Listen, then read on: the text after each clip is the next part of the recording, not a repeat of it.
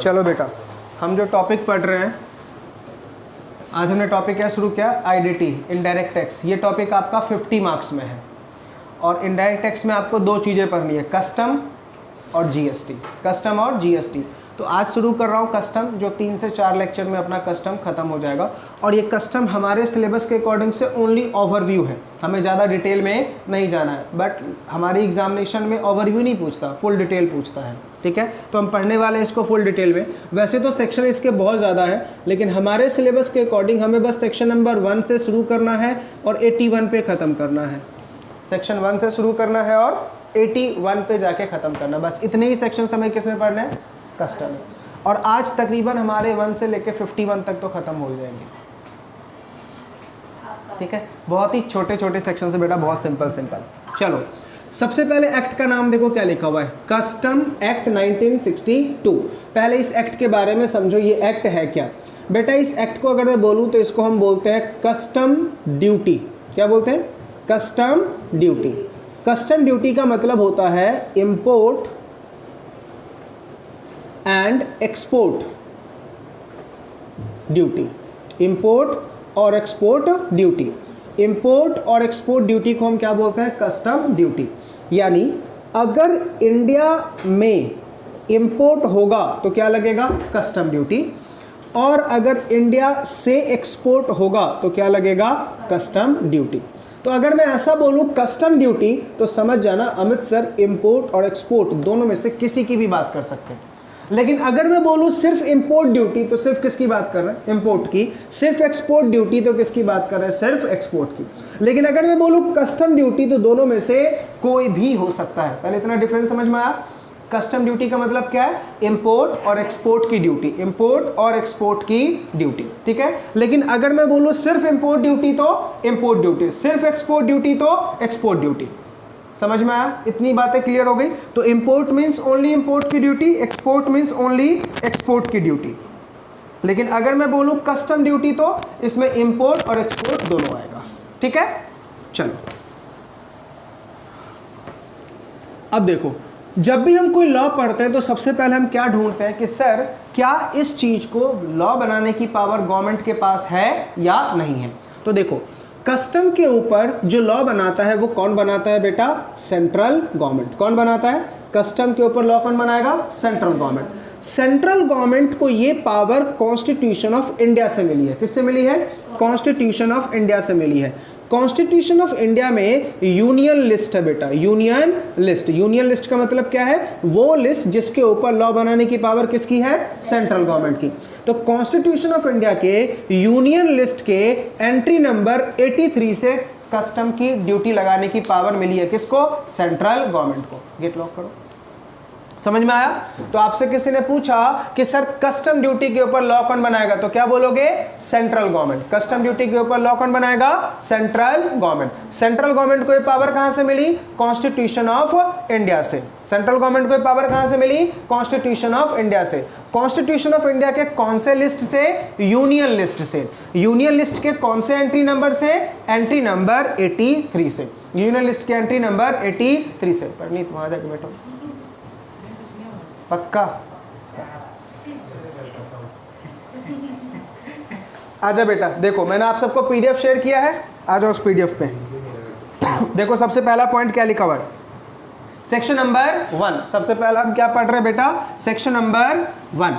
बताओ सेक्शन 1 किसको डील करता है, जल्दी बताओ। ये बहुत बार बता चुका हूं, short, title, extent and commencement, यही डील करता है। Short, title, extent and commencement, ठीक है। इसमें क्या चीज लिखा होता है, इस एक्ट का नाम क्या है, ये एक्ट कहां तक अप्लाई होगा, यही लिखा होता है ना। इस एक्ट का नाम क्या है और ये एक्ट कहां तक अप्लाई होगा, ठीक है। देखिए सेक्शन 1 में क्या लिखा हुआ है, इस एक्ट का नाम क्या है, कस्टम एक्ट 1962। क्या नाम है, कस्टम एक्ट 1962। सेकंड क्या लिखा है, ये एक्ट अप्लाई होता है होल ऑफ इंडिया। कहां अप्लाई होगा, होल ऑफ इंडिया। बताऊंगा बेटा इंडिया का मतलब क्या है।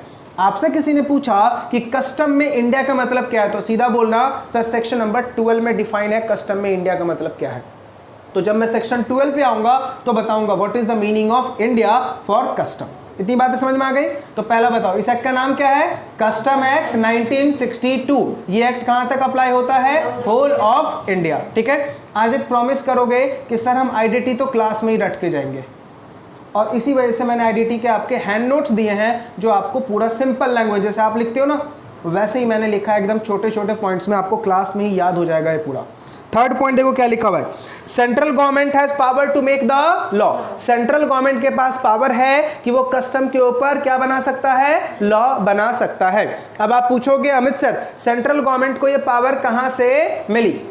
तो देखो फोर्थ पॉइंट क्या लिखा हुआ है, सेंट्रल गवर्नमेंट को पावर, अच्छा सेंट्रल गवर्नमेंट इसके ऊपर लॉ भी बनाएगा और रूल्स एंड रेगुलेशन भी बनाएगा। तो आपसे किसी ने पूछा कि बेटा कस्टम के ऊपर लॉ कौन बनाएगा, तो क्या बोलोगे? Central government. रूल्स कौन बनाएगा? Central government. रेगुलेशन कौन बनाएगा? Central government. करेक्ट है। अब नेक्स्ट सवाल, सर इस सेंट्रल गवर्नमेंट को पावर कहां से मिली? तो देखो फोर्थ पॉइंट क्या लिखा हुआ है, एंट्री नंबर 83 किसका? यूनियन लिस्ट का। किसका union list? Constitution of India का यूनियन लिस्ट। पता है यूनियन लिस्ट को दूसरे नाम में क्या बोलते हैं? लिस्ट 1। क्या बोलते हैं? लिस्ट 1। तो आपसे किसी ने पूछा कि बेटा यूनियन लिस्ट के कौन से, सॉरी कॉन्स्टिट्यूशन ऑफ इंडिया के कौन से लिस्ट में? लिस्ट 1। लिस्ट 1 का नाम क्या है? Union list. उस लिस्ट में लॉ बनाने की पावर किसकी है? Central government. और कस्टम ड्यूटी कौन से एंट्री नंबर में लिखा हुआ है? 83 में। इतनी बातें समझ में आ गई? चलो अब इधर मेरी तरफ देखो, हम चैप्टर क्या पढ़ रहे हैं? Custom act 1962। मतलब क्या है इसका? Import export duty. कि इंपोर्ट ड्यूटी कब लगेगा? जब हम आर्टिकल इंपोर्ट करेंगे। एक्सपोर्ट ड्यूटी कब लगेगा? जब हम आर्टिकल को एक्सपोर्ट करेंगे। करेक्ट है। हमने कितने सेक्शंस पढ़ने इस पूरे एक्ट में? अब हमारे सिलेबस के अकॉर्डिंग 1 से लेके 81। सेक्शन नंबर 1 किसको डील करता है? Short, title, extent and commencement. Clear है। अब इसमें पहला पॉइंट क्या लिखा हुआ है? इस एक्ट का नाम क्या है? Custom act 1962। ये एक्ट कहां तक अप्लाई होगा? Whole of India. कहां तक अप्लाई होगा? Whole of India. इंडिया की डेफिनेशन कहां दे रखी है? सेक्शन 12 में।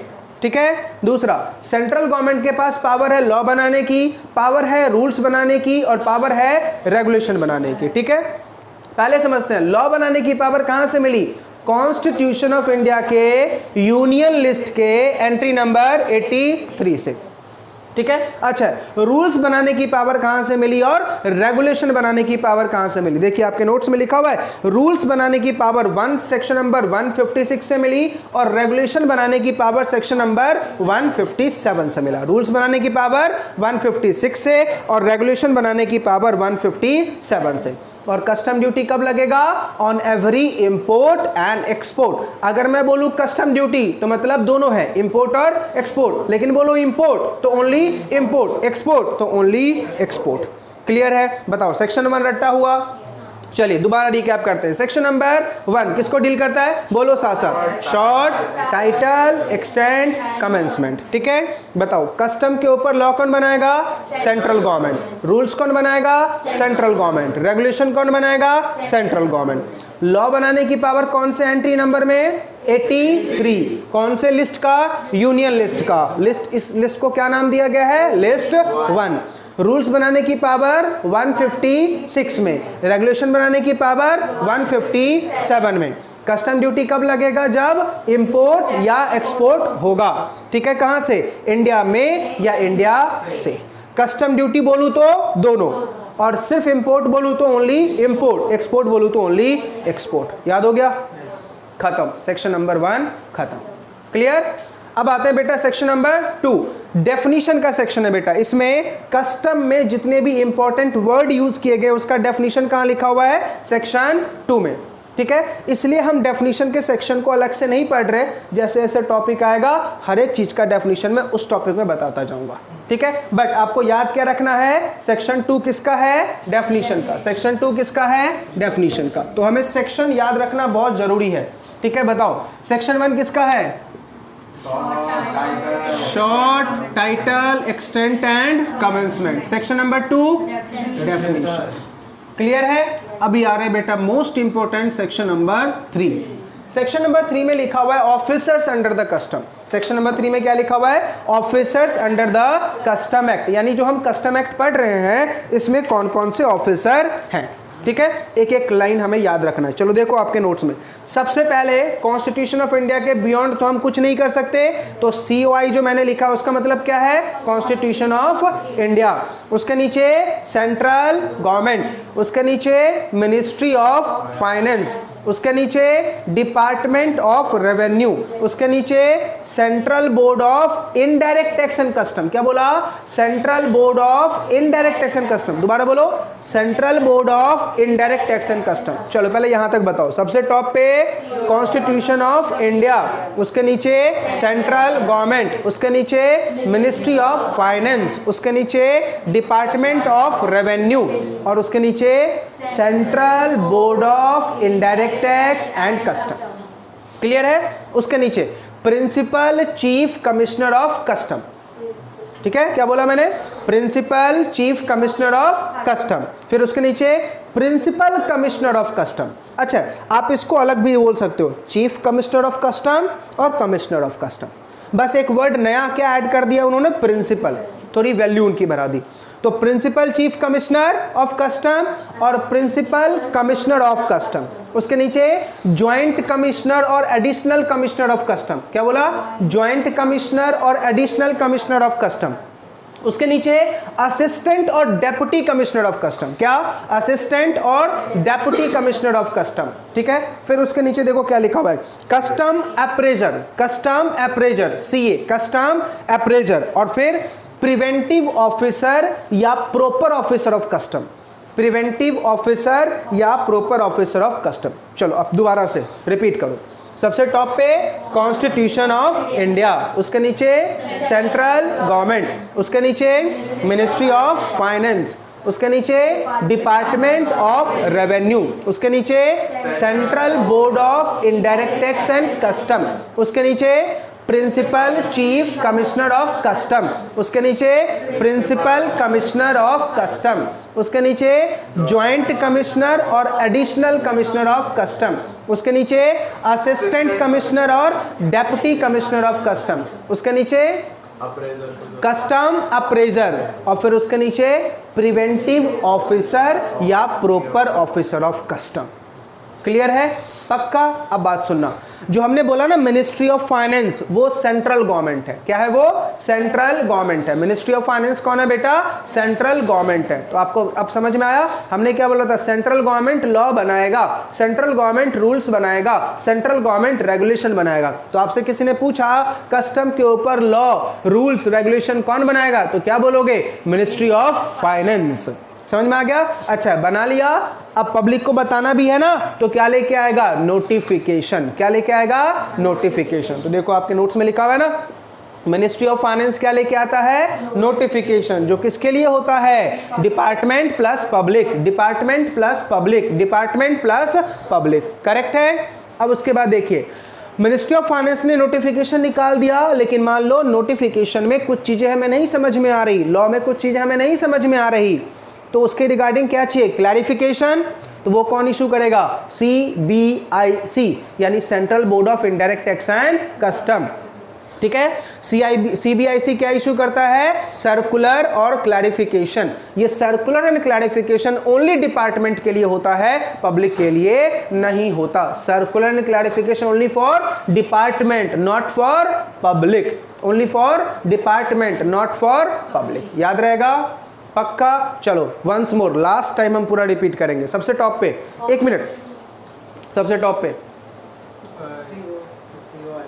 पूरा full form, constitution of India, उसके नीचे सेंट्रल गवर्नमेंट, उसके नीचे मिनिस्ट्री ऑफ फाइनेंस, उसके नीचे डिपार्टमेंट ऑफ रेवेन्यू, उसके नीचे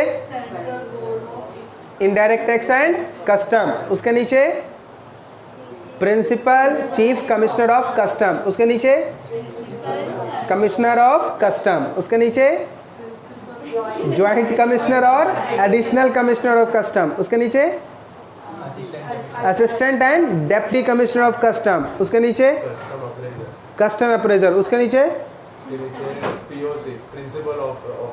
प्रिवेंटिव ऑफिसर या प्रॉपर ऑफिसर ऑफ कस्टम।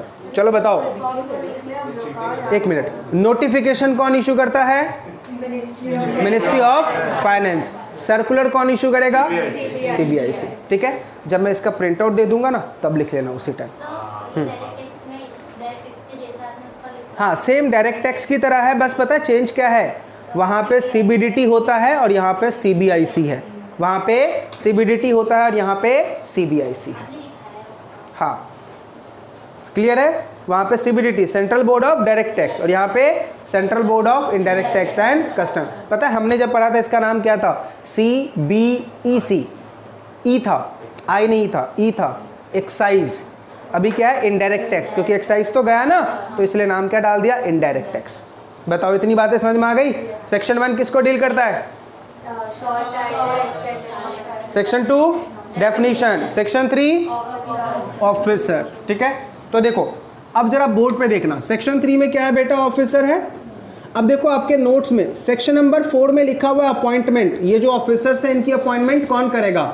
और सेक्शन नंबर 5 और 6 में लिखा हुआ है बेटा power and function, power and function. ठीक है, क्लियर? अब सुनना, एक बार रिपीट करो, ऑफिसर्स कौन कौन थे जरा बताना?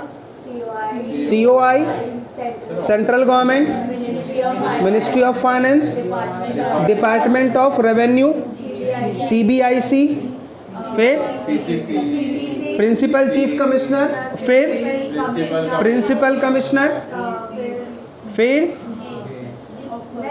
जॉइंट कमिश्नर और एडिशनल कमिश्नर, फिर ACDC, फिर कस्टम अप्रेजर और फिर प्रिवेंटिव ऑफिसर। यही था। अब सुनना, हम सेक्शन 4 की बात कर रहे हैं, कौन किसको अपॉइंट करेगा? जनरल प्रोविजन यह है सबको CBIC अपॉइंट करेगा।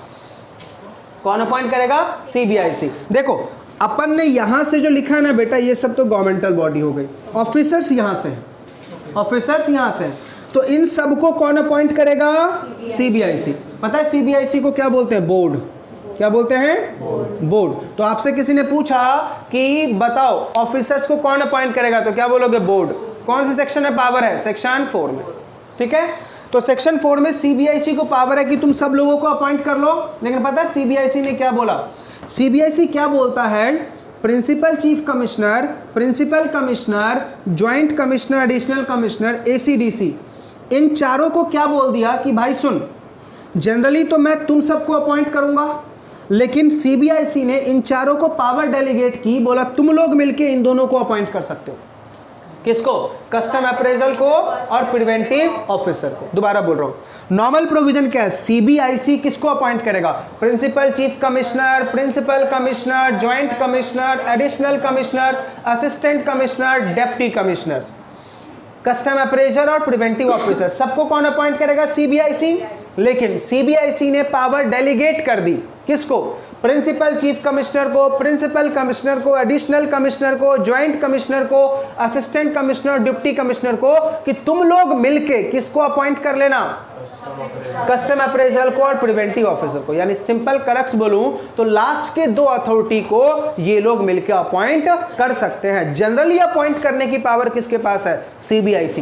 अब बेटा मान ले MCQ में क्वेश्चन आ गया कि मुझे बताना CA को और PO को कौन अपॉइंट करेगा, कस्टम अप्रेजर को और प्रिवेंटिव ऑफिसर को कौन अपॉइंट करेगा? अब नीचे ऑप्शन CBIC, ठीक है, PCC, PC और फिर नीचे लिखा हुआ all of the above, all of the above, क्योंकि सबकी बेटा राइट है इनको अपॉइंट करने। आ रही है बातें समझ में? पक्का सेक्शन 3 अच्छे से कंप्लीट हुआ, सेक्शन 4 समझा। अब मुझे बताओ भाई अपॉइंट किसने किया है? पावर भी कौन देगा?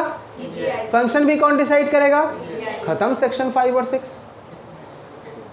पावर कौन डिसाइड करेगा? फंक्शन कौन डिसाइड करेगा?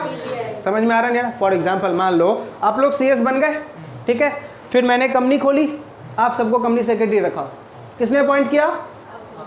तो पावर कौन देगा? फंक्शन कौन देगा? सिंपल, अपॉइंटिंग अथॉरिटी पावर देगी ना। अपॉइंटिंग अथॉरिटी क्या देगी? फंक्शन। बताओ सेक्शन 6 तक अच्छे से याद हो गया? बताओ section 1,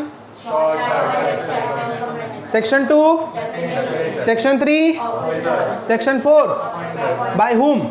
CBIC। Section 5 section 6 function. याद हो गए? पक्का? कब तक के लिए? पक्का ना? वो बेटा अगली क्लास में पता चलेगा मुझे।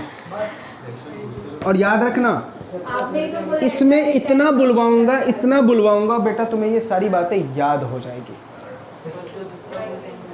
हाँ, दूसरा सब्जेक्ट भूल जाएंगे, है ना? Very good. ये नालायक अपनी भावना बता रहा है, किसी और की बता रहा है। सेक्शन नंबर 7 बहुत ही इंपॉर्टेंट बेटा, बहुत ही ज्यादा important. Section number 7 custom port. किसको डील करता है? Custom port. चलो अब आप मुझे बताओ, जनरली इंडिया में माल लाने के कितने तरीके हैं? 3 तरीके हैं बेटा। सी, अरे सी, एयर और रोड। वाटर किसने बोला? सी, एयर और रोड, ये 3 तरीके हैं बेटा। कौन से तरीके हैं? सी, एयर, रोड। अच्छा, रेलवे हवा में जैसे उड़ रही है, नालायक। रोड पे तो चलेगी रेलवे, और किधर चलेगी? अच्छा बेटा, पता है हमारे जो डायरेक्टर साहब है ना, पक्का तुझे कमेटी बुला के आरती उतारेंगे, नालायक। तो देखो कस्टम पोर्ट बेटा कितने हैं? सी, एयर और रोड। सब जगह पे कस्टम पोर्ट होगी। अब ध्यान से देखो कौन से कस्टम पोर्ट पे क्या होता है, ठीक है? जो एयर का होता है उसको हम क्या बोलते हैं बेटा? एयरपोर्ट। जो एयर का होगा उसको हम क्या बोलेंगे बेटा? एयरपोर्ट। लेकिन बेटा एक बात बता, रोड में 2 रूट होगी, कौन कौन सा होगा? एक होगा आपका ट्रेन, ठीक है, और दूसरा क्या होगा? ट्रक। ये होगा, एक ट्रेन होगा बेटा और दूसरा क्या होगा? ट्रक। इसके अलावा कुछ होगा क्या? स्कॉर्पियो में थोड़ी भेजेंगे भाई आर्टिकल, समझ में आ रहा? तो ट्रेन होगा या ट्रक होगा, ठीक है? इसकी बात बेटा बहुत दूर में करेंगे, तो हम बात कर रहे हैं बेटा एयर में क्या होगा? एयरपोर्ट, ठीक है? एक बात मुझे बताओ, एयर के लिए गवर्नमेंट ने क्या अपॉइंट कर रखा है? एयरपोर्ट। सवाल ये उठा कि सर एयरपोर्ट कौन अपॉइंट करेगा? तो बोला CBIC। कौन अपॉइंट करेगा? CBIC। एयरपोर्ट कौन अपॉइंट करेगा? CBIC। अब बात करते हैं रोड। रोड में 2 बातें हैं बेटा, कौन कौन सी है? ट्रेन है और ट्रक है। अगेन कौन अपॉइंट करेगा? CBIC। कौन अपॉइंट करेगा? CBIC। तो आपसे किसी ने पूछा कस्टम पोर्ट कौन अपॉइंट करेगा, तो क्या बोलोगे सर? CBIC। एयर का होगा तो भी CBIC और रोड का होगा तो भी CBIC। टेक्निकल पता है कौन सा है? सी। मुझे बताओ 90% आर्टिकल इंडिया में कैसे इंपोर्ट होती है? सी रूट से। 90% आर्टिकल कैसे इंपोर्ट होती है? सी रूट में। अब ध्यान सुना, सी रूट बहुत ही टेक्निकल है। सी में जो आर्टिकल इंपोर्ट होता है, जो उसको हम बोलते हैं बेटा कस्टम पोर्ट। क्या बोलते हैं उसको? ठीक है, क्या बोलते हैं उसको हम? Custom port. एक मिनट, हेलो, गेट खोल के ना।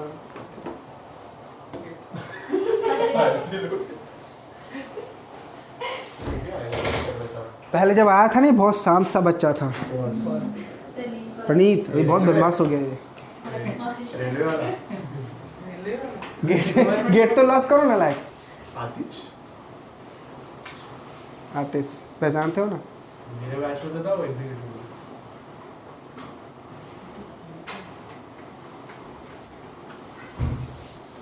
हाँ आजा बेटा।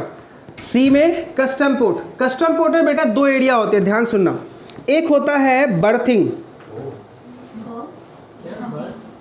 बर्थिंग एरिया और एक होता है लैंडिंग।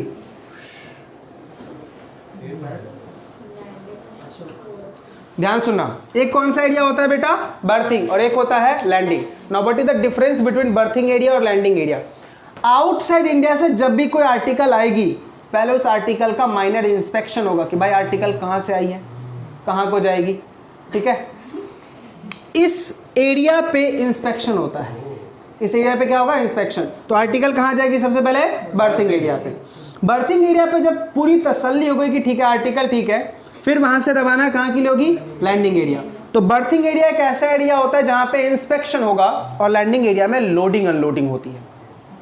मतलब मान लो मुझे इंडिया से USA आर्टिकल भेजनी है, तो बेटा लैंडिंग एरिया पे लेके जाऊंगा, ठीक है, वहीं पे क्या होगी, लोडिंग होगी। लेकिन जो आर्टिकल आउटसाइड इंडिया से आ रही है वो डायरेक्ट लैंडिंग पे नहीं आती है, पहले और फिर लैंडिंग। समझ में आ रहा? बर्थिंग एरिया पे पहले पूछताछ कर लेंगे, फिर हम आर्टिकल कहाँ लेके आएंगे। हाँ, सिर्फ इंपोर्ट के लिए। अब एक बात सुन बताओ, सुन ध्यान सुनना, जो लैंडिंग एरिया है उसको अप्रूव करता है CBIC, ठीक है। बर्थिंग एरिया को भी अप्रूव करने का राइट किसके पास है बेटा, CBIC के पास। लेकिन CBIC ने ये पावर डेलीगेट कर रखा है, किसको, कमिश्नर को। किसको डेलीगेट कर रखा है बेटा, कमिश्नर ऑफ कस्टम, ठीक है। तो देखो हम क्या पढ़ रहे हैं, सेक्शन 7 किसकी बात करें, कस्टम पोर्ट। कस्टम पोर्ट में 3 एरियाज हैं, सी का अलग, एयर का अलग, रोड का अलग। चाहे एयर का हो या रोड का हो, कौन अपॉइंट करेगा, CBIC। सी का भी कौन अपॉइंट करेगा, CBIC। लेकिन सी के 2 एरिया हैं, बर्थिंग और लैंडिंग। लैंडिंग में क्या होता है, लोडिंग अनलोडिंग, बर्थिंग में इंस्पेक्शन। तो बोला कि बर्थिंग एरिया को अपॉइंट करने का पावर किसके पास है, CBIC। लेकिन CBIC ने पावर किसको डेलीगेट कर रखी है, कमिश्नर को।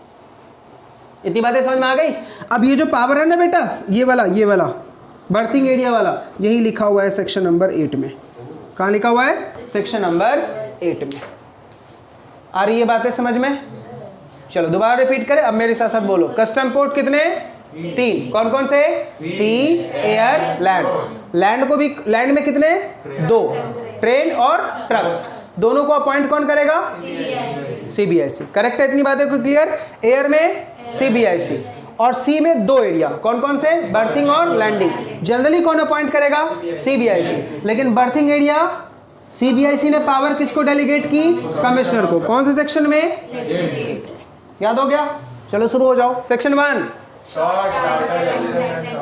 Section 2, section 3, section 4, section 5 power and, 5 में पावर और 6 में function. Section 7, section 8 berthing area, commissioner नलग। बर्थिंग एरिया की अपॉइंटमेंट कौन करेगा, कमिश्नर। याद हो गया, यस, समझ में आ रहा, पक्का। आगे चले। अब आते हैं बेटा most important section number 9। Section number 9, commissioner of custom PCC मतलब PC। सेक्शन नंबर 8 हो गया ना बेटा, क्या था ये, सिर्फ बर्थिंग नॉट लैंडिंग। हाँ, section number 9 warehouse. Warehouse समझते हो, क्या होता है वेयर हाउस, जहां पे आर्टिकल को प्रिजर्व रखा जाता है फॉर शॉर्ट पीरियड, उसको हम क्या बोलते हैं बेटा, वेयर हाउस। ठीक है, सुनना, वेयर हाउस अपॉइंट करने का राइट अगेंस्ट CBIC के पास है। ठीक है, अब ध्यान से, वेयर हाउस क्यों अपॉइंट की जाती है। वेयर हाउस बेटा 2-3 रीजन की वजह से अपॉइंट की जाती है। फॉर एग्जाम्पल, आतिश ने कोई आतिश इंडिया का इंपोर्टर, आतिश ने कोई आर्टिकल आउटसाइड इंडिया से मंगाया, वो तुरंत एक्सपोर्ट करने वाला है। मान लो आतिश की फैक्ट्री है विरार में, रहता है ये कांदीवली में है। ठीक है, अब बेटा ये CST जाएगा, CST पे जाके इसकी आर्टिकल आ चुकी है, इंपोर्ट होकर आर्टिकल आ गई, लेकिन इसको आर्टिकल भेजनी कहाँ है, भेजनी है विरार फैक्ट्री पे। लेकिन ये आर्टिकल को जो मंगवाया है ना, उसको एज इट इज एक्सपोर्ट करने वाला है, तुरंत एक्सपोर्ट कर देगा। एक बात मुझे बताओ, जब एज इट इज एक्सपोर्ट करेगा तो पहले विरार लेके आए, फिर विरार से बना के फिर पोर्ट पे लेके जाए, आपको लगता है ट्रांसपोर्टेशन कॉस्ट डबल लग जाएगा, आर्टिकल महंगी हो जाएगी। तो आतिश इन सब चीज़ों से बचने के लिए आर्टिकल को कहाँ डाल दिया, वेयर हाउस में। और वेयर हाउस में मैन्युफैक्चरिंग फैसिलिटी अवेलेबल होती है, वहीं के मशीन्स को इस्तेमाल किया, मैन्युफैक्चर कर लिया और वहीं से वहीं आर्टिकल को भेज दिया। बेनिफिट मिला इसको, किस चीज़ का बेनिफिट मिला, transportation cost as well as time, cost cutting हो गया। करेक्ट है। दूसरा, आती जब बेटा आर्टिकल आउटसाइड इंडिया से इंडिया में आती है ना, असेसमेंट होने के 1 दिन के अंदर में पैसा देना है, टैक्स जो भी बनेगा। मान लो आतिश ने 3000 करोड़ का आर्टिकल मंगाया, ठीक है, उसके ऊपर 300 करोड़ का टैक्स देना है। पेड़ पे पैसा झाड़ पे लगे हुए 300 करोड़, मैं चेक फाड़ के दे दूँ 300 करोड़ का, वो उससे भी लिख भी नहीं पाऊंगा, 300 करोड़ लिख पाऊंगा बेटा, अरेंज करना पड़ेगा ना पैसा। तो डिपार्टमेंट क्या बोलते हैं, एक दिन मैक्सिमम 30 डेज तक तेरी आर्टिकल जो है कस्टम पोर्ट पे रखी जा सकती है। 30 डेज के बाद डमरेज चार्ज लगना शुरू होता है। डमरेज चार्ज, डमरेज एक्स्ट्रा चार्ज, डमरेज का मतलब डबल नहीं, एक्स्ट्रा चार्ज। मतलब कस्टम पोर्ट पे आर्टिकल रखने का एक्स्ट्रा पैसा आपको पे करना पड़ेगा, जो बहुत ह्यूज होता है, ठीक है। फ्लक्चुएशन है इनके, समझ में आ रहा।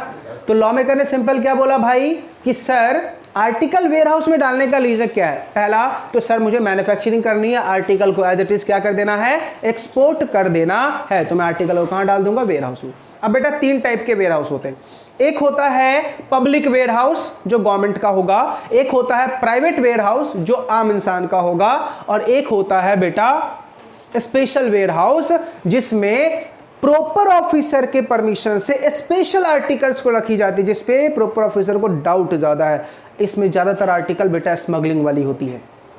तेरी कोई स्मगलिंग आर्टिकल पकड़ी गई, कहाँ डाल दी जाएगी, स्पेशल वेयर हाउस में। अब मुझे बताओ तीनों के ऊपर कंट्रोल किसका होगा, CBIC का। तुम किसी भी टाइप का वेयर हाउस ओपन करो, चाहे वो प्राइवेट हो, चाहे वो पब्लिक हो, चाहे वो स्पेशल हो, परमिशन किससे लेना पड़ेगा, CBIC। पब्लिक वेयर हाउस का सेक्शन है बेटा 57, प्राइवेट वेयर हाउस का नहीं, बाद में बताऊंगा इसको जब वेयर हाउस का चैप्टर पढ़ाऊंगा। इतनी बातें समझ में आ गई, कोई डाउट बताओ। कितने टाइप के वेयर हाउस, कौन कौन से, पब्लिक, प्राइवेट, स्पेशल। तीनों को कौन अपॉइंट करेगा, CBIC से क्या लेना पड़ेगा, licence to do business in the form of warehouse. अब जब 57, 58, 59, 58A सेक्शंस पढ़ाऊंगा तो बताऊंगा लाइसेंस के लिए क्या क्या कंडीशन है, कब तेरा लाइसेंस कैंसिल हो जाएगा, लाइसेंस कैंसिल हो गया तो कितने दिन के अंदर में तुझे वेयर हाउस खाली कर देना है, नहीं खाली किया तो कितना पैसा लगेगा, क्या इंटरेस्ट लगेगा, क्या पेनल्टी लगेगा, सब हम वेयर हाउसिंग चैप्टर में डील करेंगे। इतनी बातें समझ में आ गई। सेक्शन 9 क्लियर हो गया। Section 10 very simple, inland container depot. Section 10 किसको डील करता है बेटा, ICD, इनलैंड कंटेनर डेपो। देखो नाम में ही क्या लिखा हुआ है, इनलैंड कंटेनर डेपो, ठीक है। एक बात मुझे बताओ, आउटसाइड इंडिया से जितनी भी आर्टिकल आती है कंटेनर में आती है, आती है ना, बड़े बड़े बॉक्सेस बने होते हैं लोहे के, कंटेनर में आती है। आजकल आपने देखा होगा हमारे पुलिस डिपार्टमेंट ने उस कंटेनर का इस्तेमाल किया है, वो सड़क रोड की साइड में वो लोग उसको घर बना के उसी पे अपना चौकी वोकी बना देते हैं, ठीक है। मेट्रो का भी प्रोजेक्ट चल रहा होगा, देखो मेट्रो में काम करने वाले लोगों को वही कंटेनर दिया जाता है जिसमें घर बना देते हैं। देखा जाए तो चलता फिरता एक घर है, ठीक है, और 1 BHK का घर बन जाता है आराम से, इतना एरिया है। तो ध्यान से एक बात समझना, लॉ मेकर ने क्या बोला, इनलैंड कंटेनर डेपो होता क्या है समझो। एक बात मुझे बताओ, क्या इंडिया का हर एक स्टेट, हर एक एरिया क्या समुद्र से कनेक्टेड है, नहीं। दिल्ली कनेक्टेड है, नहीं। एक बात मुझे बता, चिन्मय दिल्ली का इंपोर्टर, चिन्मय ने आर्टिकल कोई साउथ अफ्रीका से मंगवाई है। अब साउथ अफ्रीका से अगर मान लो चिन्मय ने आर्टिकल इंडिया में मंगवाया, मान लो ड्रग्स मंगवाया है नालायक ने, ठीक है, साउथ अफ्रीका से वही मंगवाया है। अब मुझे बताओ दिल्ली का इंपोर्टर है, जब इसने मंगवाया आर्टिकल तो इसको कहाँ जाना पड़ेगा, मुंबई, ठीक है। अब मुझे बताओ इंपोर्टर जाएगा मुंबई, तो भाई गवर्नमेंट को कोई फैसिलिटी देनी पड़ेगी कि भाई इसके ही स्टेट में हम क्यों ना एक फैसिलिटी दे दे। उस फैसिलिटी का नाम क्या रखा, इनलैंड कंटेनर डेपो। यानी आर्टिकल पहले इसकी कहाँ आएगी, मुंबई पोर्ट, और मुंबई पोर्ट से लैंड रूट के थ्रू कहाँ आएगी, इस ICD पे, और इसको जाना कहाँ है, ICD पे, कस्टम ड्यूटी भरो और अपनी आर्टिकल लेके जाओ। तो आप बोल सकते ना कि ये पोर्ट का एक्सटेंडेड एरिया है, पोर्ट का एक्सटेंडेड एरिया है जहाँ पे हम आर्टिकल को कलेक्ट कर सकते हैं। आ रही है बातें समझ में या नहीं, पक्का। इनलैंड कंटेनर डिपो को अपॉइंट करता है बेटा कौन, कमिश्नर। कौन अपॉइंट करता है, कमिश्नर। क्लियर है, चलो रिपीट करो। Section number 1 short title extent and commencement, section 2 section 3 officer, section 4 appointment, section 5 power, section 6 section 7 custom code, section 8 berthing area, section 9 warehouse, section 10 inland container depot, ठीक है। Section 11 बहुत ही simple, prohibition, prohibition of import and export, prohibition of import and export. कुछ चीजों का import export बेटा ban है। एक मूवी देखी है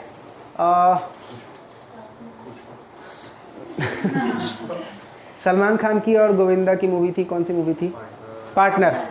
उसमें याद है गोविंदा जब कैटरीना कैफ के चक्कर में बाहर जा रहा होता है तो उसका जो सलमान खान का जो छोटू होता है वो उसके जेब में क्या डाल देता है, नेल कटर।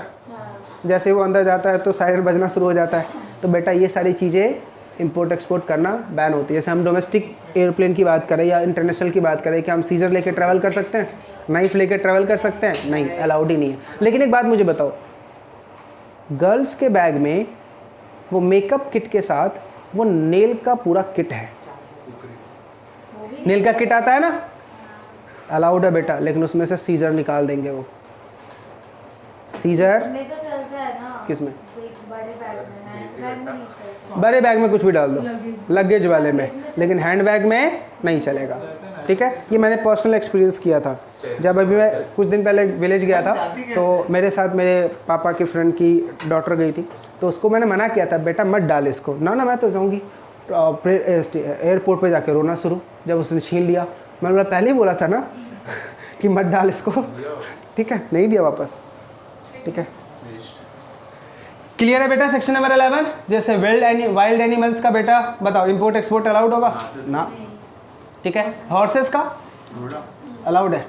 इंडिया में जितने भी हॉर्स रेस होते हैं बेटा, वो सारे अरबी घोड़ा होते हैं। ठीक है, या ज़्यादातर घोड़े कहाँ से आते हैं? आउटसाइड इंडिया, हेलीकॉप्टर के थ्रू, हेलीकॉप्टर के थ्रू, वाटरवेज से भी आते हैं, हेलीकॉप्टर से भी आते हैं बेटा। चलो, इतनी बातें समझ में आ गई। सेक्शन 11 तक पक्का क्लियर हो गया? पक्का? अब आ जाओ बेटा, most and most danger and important section, section number 12। बस ये समझ में आ जाए, पूरा बेड़ा पार है बेटा, फिर तो कस्टम यूं ही समझ में आ जाएगा। क्या?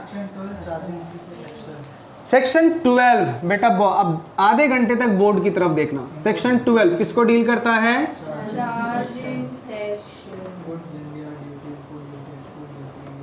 Charging section. अब देखो, सवाल ये उठा कि सर कब इंपोर्ट माना जाएगा और कब एक्सपोर्ट माना जाएगा। इंपोर्ट होगा तो क्या लगेगा? इंपोर्ट ड्यूटी, और एक्सपोर्ट होगा तो क्या होगा? Export duty. तो देखो लॉ मेकर क्या बोल रहा है, ये हमारा यूएसए, ठीक है, और ये हमारा इंडिया, करेक्ट है। यूएसए से आर्टिकल इंडिया आ रही है, इसको हम क्या बोलेंगे? इंपोर्ट। ठीक है, और इंडिया से आर्टिकल यूएसए जा रहा है, इसको हम क्या बोलेंगे? सवाल ये उठा कि सर कब हमारा इंपोर्ट कंप्लीट होगा, कब हमारा एक्सपोर्ट कंप्लीट होगा। ठीक है, इसके लिए सबसे पहले पढ़ना पड़ेगा what is the meaning of India. India का मतलब क्या है? तो देखो, कस्टम एक्ट के लिए इंडिया का मतलब क्या है? Land mass plus water. Water में कितना? 200 नॉटिकल माइल्स। वाटर में कितना? 200 नॉटिकल माइल। अब डायग्राम को समझना। ये मान लो मेरा बेटा लैंड मास, ये क्या है? मेरा लैंड मास है, और ये हमारा वाटर। ठीक है, अब देखो लैंड मास का बेस लाइन यहां से 12 नॉटिकल माइल्स तक territorial water of India, 24 nautical miles तक क्या होता है बताओ? कॉन्टिनेंटल जोन ऑफ इंडिया, और 200 नॉटिकल माइल्स तक क्या होगा? Exclusive economic zone of India. और जो भी 200 नॉटिकल माइल के बाहर होगा वो हाई सीज। ठीक है, ये हमारा वाटर नहीं है, ये पराया है। हमारा कितना है? ओनली 200 नॉटिकल माइल्स तक। अब सवाल ये उठा कि सर इंपोर्ट क्या और एक्सपोर्ट कब? इंपोर्ट कब होगा और एक्सपोर्ट कब होगा? ठीक है, सुनो, कस्टम के लिए वाटर का मतलब है 200 नॉटिकल माइल। ठीक है, तो ध्यान से बेटा, यूएसए से कोई आर्टिकल रवाना हुई, उसको जाना है श्रीलंका, तो श्रीलंका तो इधर है। ठीक है, एक गार्डन सिल्क मिल का केस हुआ था।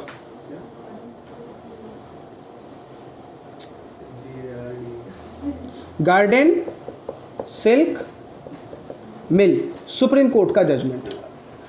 लॉ मेकर ने क्या बोला था? इंपोर्ट कब होगा?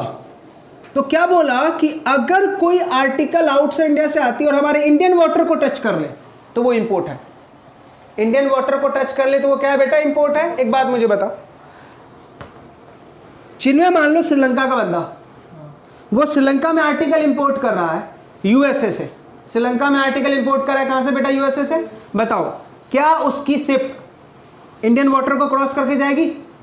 जाएगी ना। और गार्डन सिल्क मिल्क में सुप्रीम कोर्ट ने क्या बोला? इंडियन वाटर को टच करेगा, क्या मान लूंगा मैं? चिन्मय तो बर्बाद। ये वाटर टच कर गया, क्या मान लिया इंपोर्ट, क्या देगा ये इंपोर्ट ड्यूटी। श्रीलंका में आएगी आर्टिकल, यहां पे क्या करेगा अनलोड, श्रीलंकन गवर्नमेंट छोड़ देगी, वो क्या लेगी इंपोर्ट ड्यूटी। बोलेगा सर मैं तो बर्बाद हूं। तो लकूना आ गया बेटा, क्या आ गया लकूना। किस चीज का लकूना आ गया, ट्रांजिट एंड ट्रांसशिपमेंट का। लकूना का मतलब लूपहोल, प्रॉब्लम आ गई। किस चीज का बेटा, ट्रांजिट एंड ट्रांसशिपमेंट का।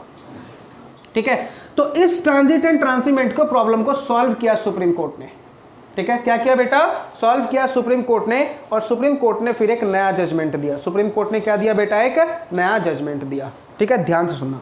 अब सुनो, लॉ मेकर क्या बोलता है कि आर्टिकल का इंपोर्ट तो उस दिन मान लिया जाएगा जिस दिन आर्टिकल 12 नॉटिकल माइल को टच कर जाएगी। ठीक है, लेकिन बेटा यहां पे भी सुप्रीम कोर्ट से एक फ्लो छूट गया।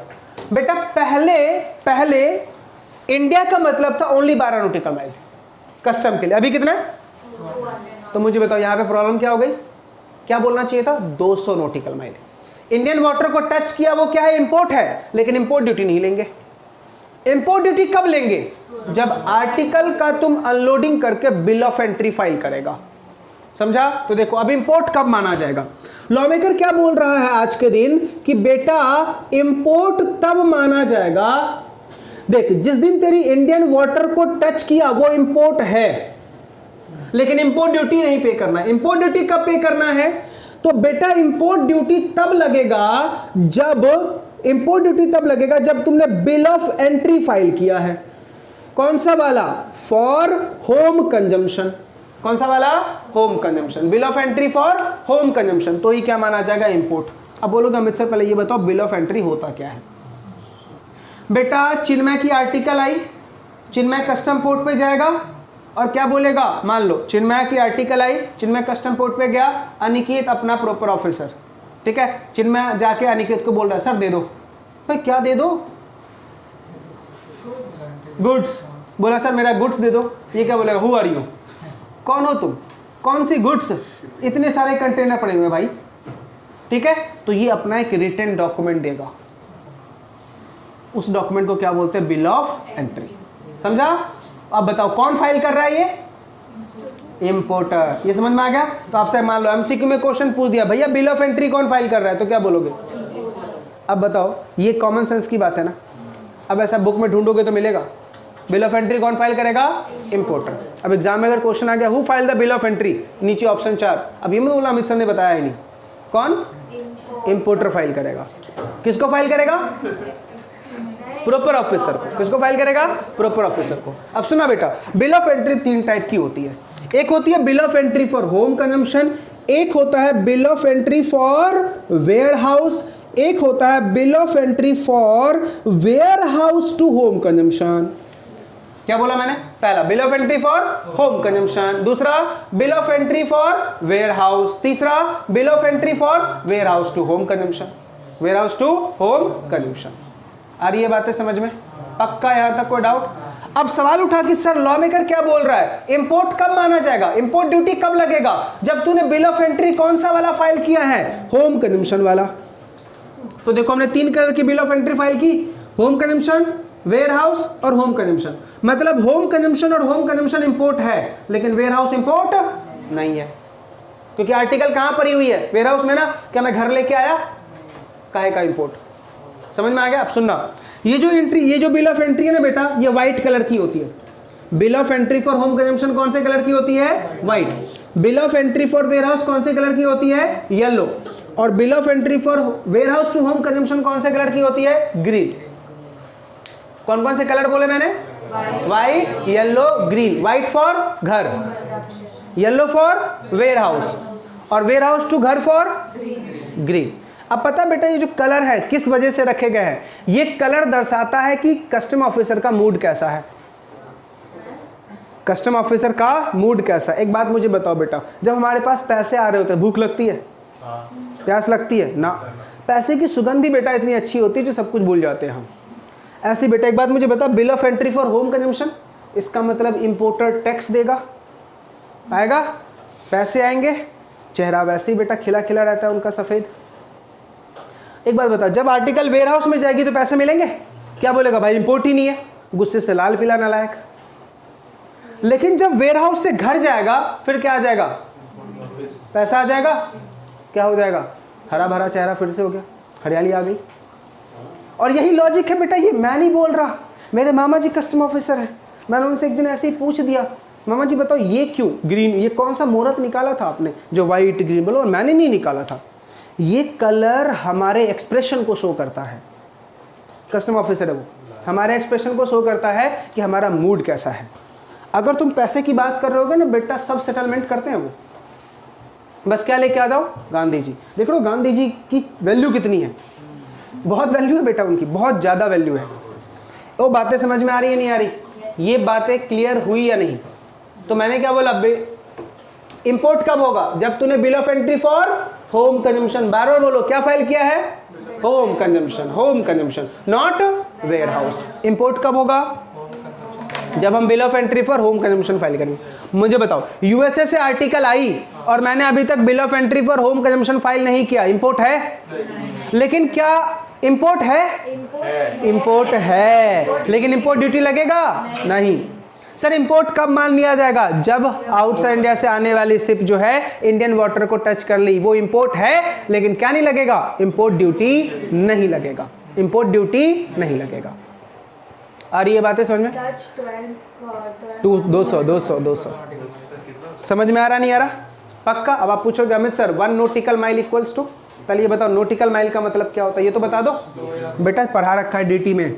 1 nautical mile equal to 1.852 kilometre, 2 kilometre के आसपास मान लो। हाँ समझ में आ गया? 12 नॉटिकल माइल को क्या बोलते हैं? Territorial water of India. 24 nautical mile को कॉन्टिनेंटल जोन ऑफ इंडिया और 200 नॉटिकल माइल को exclusive economic zone of India. इतनी बातें समझ में आ गई? बताओ इंपोर्ट कब होगा? इंपोर्ट कब होगा? जब इंडियन वाटर को टच का होगा। लेकिन इंपोर्ट ड्यूटी कब लगेगा? जब बिल ऑफ एंट्री फॉर, पूरा बोलो, home consumption. Bill of entry for home consumption. कितने कलर की बिल ऑफ एंट्री है? कौन कौन सी? White, yellow, green. White for, yellow for और green for warehouse to home consumption. याद हो गया? हमने क्या पढ़ लिया? इंपोर्ट पढ़ लिया। अभी क्या पढ़ना है? एक्सपोर्ट। आप बता दो एक्सपोर्ट कब माना जाएगा? सर एक बात बता, इंडियन वाटर कहाँ तक? 200 नॉटिकल माइल। तो इसमें अगर मैं कुछ कर रहा हूं तो एक्सपोर्ट है क्या? इसको क्रॉस करेगा तभी क्या होगा? एक्सपोर्ट। इसको क्रॉस करेगा तभी क्या होगा? एक्सपोर्ट। साक्षी बोल रहे अमित सर फिर तो एक डाउट आ गया मुझे। सर हाँ भाई, अब डाउट ये बताएगा, कौन सा डाउट? क्योंकि अगर जब इंपोर्ट हो रहा है तो जब यूएसए के बॉर्डर को अगर 200 नॉटिकल माइल जब पहुंचेगा तभी एक्सपोर्ट होगा ना। इंपोर्ट कैसे था? क्योंकि यूएसए भी जब इंडिया में 200 नॉटिकल माइल टच किया तो हुआ इंपोर्ट। नहीं, गलत। निकल के ऑफिस आ जाता। ध्यान सुनो, साक्षी के डाउट देखो। साक्षी के डाउट क्या बोल रहे? अमित सर एक डाउट। सर आपने क्या बोला? 200 नॉटिकल माइल क्रॉस करेगा तब क्या होगा? एक्सपोर्ट। सर मान लो मेरा आर्टिकल रवाना हुआ कहाँ से? सीएसटी पोर्ट से रवाना हुआ 24 नॉटिकल माइल में समुद्र में तूफान आ गई, शिप डूब गया। एक्सपोर्ट हुआ? एक्सपोर्ट हुआ? हुआ? ये बोल रहा है सर विसर्जन हुआ। एक्सपोर्ट हुआ क्या? एक्सपोर्ट तब होगा जब 200 नॉटिकल माइल क्रॉस करेगा। शिप तो डूब गई भाई, बोला ये एक्सपोर्ट नहीं है। अब साक्षी डांस करने लगी कि सर तो अपन को एक्सपोर्ट ड्यूटी लगेगा नहीं। ओ बेटा एक बात बता, कस्टम ऑफिसर ने एक्सपोर्ट ड्यूटी लेने के बाद ही तेरी शिप को रवाना किया था। पहले ले लेते हैं वो कहाँ पे? कस्टम पोर्ट पे ही। अब मेरा बता, जब मेरा एक्सपोर्ट ही नहीं हुआ तो ड्यूटी काहे का? रिफंड। वो बातें समझ में आ रही है भाई? वैसे ही दुख है ना। एक बात मुझे वो तो गुड्स का इंश्योरेंस होता है, ड्यूटी का थोड़ी इंश्योरेंस होता है। समझ में आ रहा? गुड्स का इंश्योरेंस होता है। इसी वजह से बेटा आर्टिकल सी रूट से जब भी जाती है इंश्योरेंस करवाना कंपलसरी है, करवाना ही पड़ेगा तुम्हें। इतनी बातें समझ में आ रही नहीं आ रही? तो एक्सपोर्ट कब कंप्लीट होगा? जब 200 नॉटिकल माइल को क्रॉस करेगा। अगर 200 नॉटिकल माइल के बीच में ही शिप डूब गई तो वो एक्सपोर्ट नहीं होगा। पक्का समझ में आ गया? इतनी बड़ी हिस्ट्री और कहानी का करक्स क्या है? सेक्शन 12 बोलना क्या चाहता है? क्या इंपोर्ट है और क्या एक्सपोर्ट है? इंपोर्ट कब? इंडियन वाटर को टच कर गया, इंपोर्ट। लेकिन इंपोर्ट ड्यूटी कब? जब bill of entry for home consumption. ठीक है, कितनी टाइप की बिल ऑफ एंट्री? 3। कौन कौन सी? होम कंजम्पशन, वेयर हाउस और warehouse to home consumption. और एक्सपोर्ट कब होगा? जब 200 नॉटिकल माइल क्रॉस करेगा। जब 200 नॉटिकल माइल क्या करेगा? क्रॉस करेगा। तो क्या मान लिया जाएगा? वो एक्सपोर्ट। इतनी बातें समझ में आ गई? पक्का? सेक्शन 12 चिंदी है, बहुत ज्यादा चिंदी सर। हाँ सर, किसी रीजन की वजह से 200 नॉटिकल माइल्स के लिए वापस यूटर्न मारा था। मतलब यूटर्न? किसी रीजन। अच्छा, आगे समुद्र में तूफान आ गई, वो बोल रहा ठीक है बाद में जाएंगे। आ गया तो एक्सपोर्ट थोड़ी है अभी। एक्सपोर्ट तब तक नहीं होगा जब तक 200 नॉटिकल माइल को क्रॉस नहीं करेगा। बेटा इतनी बातें समझ में आ गई? कोई दिक्कत यहाँ तक? पक्का? चलिए फटाफट बताओ। Section 1 stand 10 commencement, section 2, section 3 officer, section 4 appointment, section 5 power, section 6 function, section 7 custom port, section 8 berthing area, section 9 warehousing, section 10 inland container depot, section 11 prohibition of import and export, section 12 कब import होगा कब export होगा। मजा आ रहा? अब आ जाओ बेटा section number 13। ये डील करता है पता है किसको? पिलफ्रेड गुड्स को। पिलफ्रेड पिलफ्रेड गुड्स, पता है पिलफ्रेड गुड्स का मतलब क्या होता है? छोटी मोटी चोरी। कैसी चोरी? हाँ, छोटी मोटी थेफ्ट। इसको क्या बोलते हैं बेटा? पिलफ्रेड। एक बच्चे को ऐसे ही मैंने पढ़ाया तो बोलता है सर छोटी समझ में आया, मोटी नहीं समझा। मैंने बोला बेटा वो बोलने के लिए होता है। ठीक है बेटा, पिलफ्रेड का मतलब क्या है? Minor theft. मैंने फिर चेंज कर दिया बेटा, सेंटेंस काट ये लिख, माइनर थेफ्ट। ठीक है, छोटी चोरी हो गई। ठीक है, अब पूछने लगा sir what do you mean by छोटी चोरी? What do you mean by छोटी चोरी? तो एक कंटेनर चोरी, नालायक वो चोरी छोटी तो नहीं बनी है। मैंने बोला बेटा देख ये कंटेनर है और तेरे कंटेनर में मान ले 2000 आर्टिकल थे, 2000 में से 1-2 मिसिंग है। ठीक है, तो अब मुझे बता बेटा आर्टिकल तो मिसिंग है ना। अब अगर गवर्नमेंट ये बोले कि नहीं नहीं बेटा उसके ऊपर टैक्स दे, आपको लगता है मेरा दिल टूट जाएगा? पहले ही टूट गया, 2 आर्टिकल चोरी हो गई, ऊपर से तुम क्या मांग रहे हो उसके ऊपर? टैक्स। डिपार्टमेंट ने बोला ठीक है बेटा जी लो अपनी जिंदगी, पिलफ्रेड गुड्स के ऊपर टैक्स नहीं लगेगा। अब बोलोगे हमें सर पहले ये बताओ पिलफ्रेड गुड्स का स्टेज क्या होगा? मुझे बताओ। आर्टिकल आउटसाइड इंडिया से इंडिया में आ गई, कस्टम पोर्ट पे पड़ी हुई है, इंपोर्टर अभी तक आया नहीं। इंपोर्टर आएगा, बिल ऑफ एंट्री फाइल करेगा तभी तो गुड्स लेके जाएगा। तो हुआ क्या? आर्टिकल अनलोड होके कस्टम पोर्ट पे पड़ी हुई है, इंपोर्टर आया, जब इंपोर्टर रिमूवल के लिए अप्लाई करता है तो देखता है 2 आर्टिकल गायब। जिसको क्या बोलते हैं बेटा? पिलफ्रेड। ठीक है, तो लॉ मेकर ने क्या बोला? पिलफ्रेड गुड्स के ऊपर इंपोर्टर को हम टैक्स माफ कर देंगे। लेकिन मान लो जब आया वो, जब बिल ऑफ एंट्री फाइल किया तब आर्टिकल वो काउंट किया तो नहीं मिली, रिमूवल से पहले मिल गई, तो हुई क्या चोरी? भरो टैक्स। समझ में आ रहा? एक बात मुझे बताओ बेटा, पिलफ्रेड गुड्स हुआ, चोरी का टैक्स नहीं लगा, लेकिन डिपार्टमेंट का नुकसान हुआ या नहीं हुआ? हुआ। अब डिपार्टमेंट देखो नुकसान की भरपाई कैसे करवाया। बोला भाई आर्टिकल कहां पड़ी हुई है? Custom port. कस्टम पोर्ट किसकी कस्टडी में है? कस्टोडियन। किसकी कस्टडी में है? कस्टोडियन। बोला टैक्स भरेगा कस्टोडियन। पहली बार लॉ सुन के थोड़ी खुशी मिली। ठीक है कि भाई टैक्स कौन भरेगा? कस्टोडियन, जो भी उसका इंचार्ज होगा। समझ में आ रहा नहीं आ रहा? और अगर टैक्स गुड्स मिल गई तो इंपोर्टर। ठीक है, अच्छा एक बात बताओ, पिलफ्रेड गुड्स में हमें टैक्स देना ही नहीं है। ठीक है, इसी का बेटा जुड़वा भाई है। जब भी सेक्शन नंबर 13 पढ़ना, इसके साथ साथ 23 भी पढ़ लेना। 23 पता क्या बोलता है? Other than pilfered goods, other than pilfered goods. अभी क्या हुआ था भाई?